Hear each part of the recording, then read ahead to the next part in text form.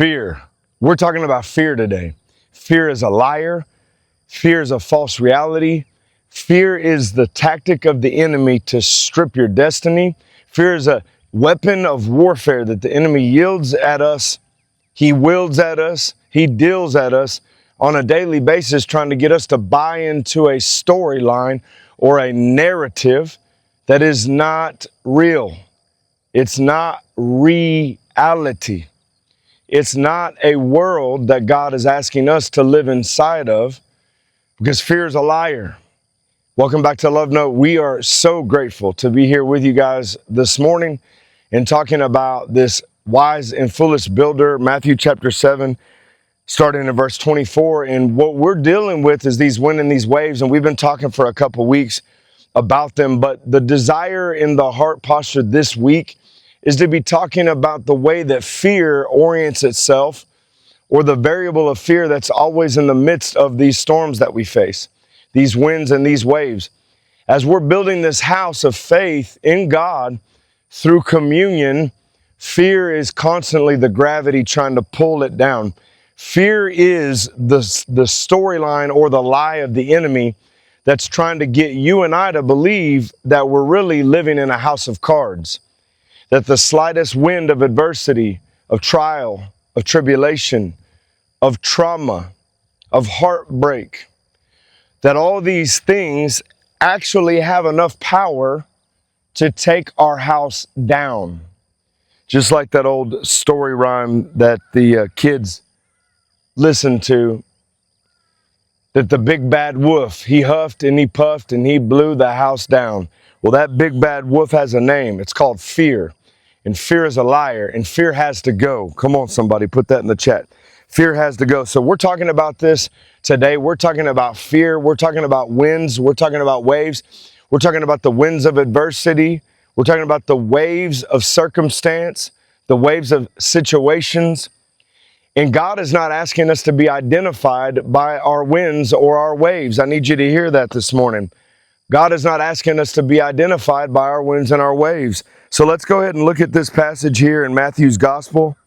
Chapter 7, this is a chapter that's loaded with all kinds of good, solid Bible. I love most, especially the one about Jesus rebuking the group of full-time pastors. You know, you could definitely and easily say that. These are people that are casting out devils, they're healing dead bodies, they're raising the dead to hope and life again. And yet he's like, look, depart from me, I never knew you. And we look at that word know, and in the Greek it means gnosko. It's gnosko in Greek, and it means intimacy. And it's the same word that Mary did not know Joseph. So what he was saying is, you had the word, but the word did not have you. That's good right there. Intimacy is not you having the word or the knowledge. It's the word having you, and the word wrapped flesh, Jesus, is what we're talking about. We need Jesus to have our heart. We need to have knowledge, intimacy of Jesus in the heart, in the soil of intimacy in our heart. That's where salvation actually takes place. And so when we get this salvation, when we get this soil of intimacy and communion, when we get this knowing of Jesus, to know God, to know Jesus, when we do this, what it does is it starts a building process. It's called life. And we are building the house called life with Jesus. That's Ephesians 2:22. It says, do you not know that you and the Lord are being built together into a house for the Lord, or a dwelling place for the Lord, depending on what translation you read. So right here in Matthew 24, this story is the parable of the wise and the foolish builder. And what it's doing is it's building an understanding in a landscape for whether we are building in wisdom or we're building in foolishness or folly. Now we need to understand that wisdom is a person. His name is Jesus.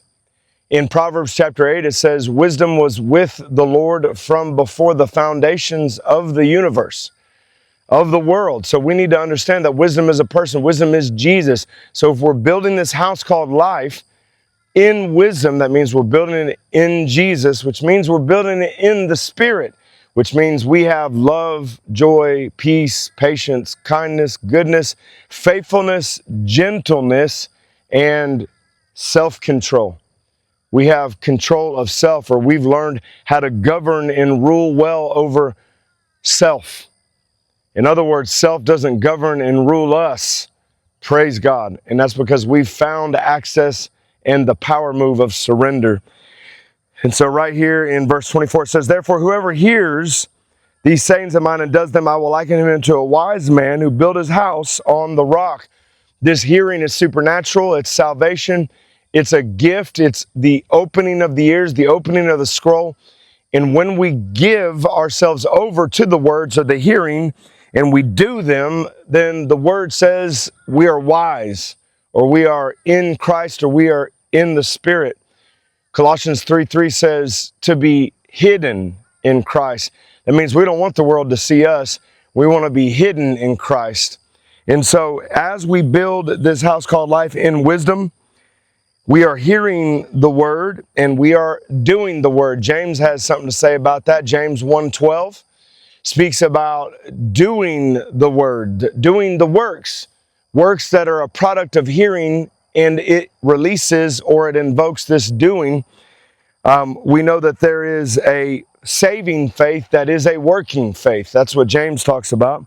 It's not a saved because of works, it's a works because I'm saved. And this is an unlocking right here. But it says, I'm going to liken this to a wise man who built his house on the rock. Now this rock is Jesus. It's the revelation of Christ as Lord. It's the same rock that Jesus speaks of whenever he talks to Peter and he says, who do they say that I am?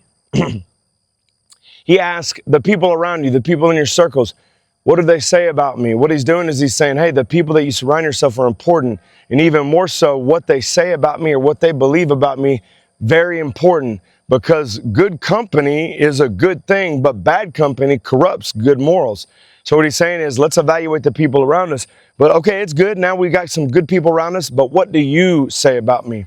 So it starts with the people around us, the community of faith, but it's got to transition and land into a personal revelation of God.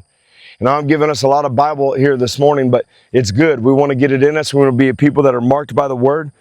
And Christ is greeted by a profession of faith from Peter in this moment. He says, you are the Christ. You are the Messiah, the anointed one. And Jesus says, flesh and blood did not reveal this to you. What he's saying is right there, your ears can't be opened by man. Your spiritual eyes can't be opened by man. He's saying that the Spirit opened your ears and eyes. He gave this revelation to you. It's heart knowledge. Revelation is heart knowledge, not head knowledge. Head knowledge is just that, it's knowledge. But when it gets into the heart, it becomes revelation. That means it becomes a reality, real. It becomes a reality or reality. And so he says, surely on this rock I'll build my church. Now, he did use Peter to be the founder of the church, the father of the faith. But we need to understand that this rock he's talking about building on is the revelation of Christ as Lord. And I'm going to land the plane here for us today. We remember this little worship leader out in the pasture, just like I am this morning, with the flock, strumming on his harp. He chased away the lion and he chased away the bear. And he had a revelation of Christ as Lord. He had an understanding that God was God and God was real.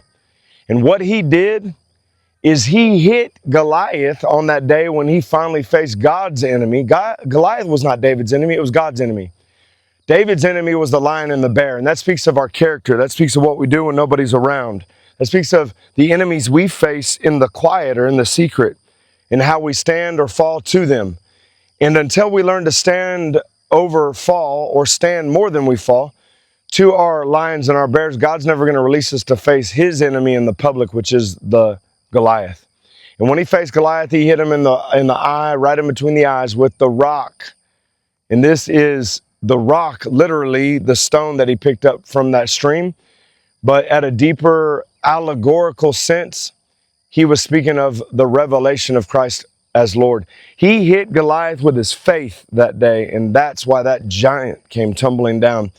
So Goliath represents fear, and we're talking about fear this week. And I want you to understand that there are Goliaths that are appointed for you, but they are God's enemies. And he's appointed the lions and tigers and bears, oh my, in the quiet, in the secret, in our character, to learn how to co-labor and defeat with him, so that we can begin to face these Goliaths in the public. So until tomorrow, I say to you, go ahead and be blessed.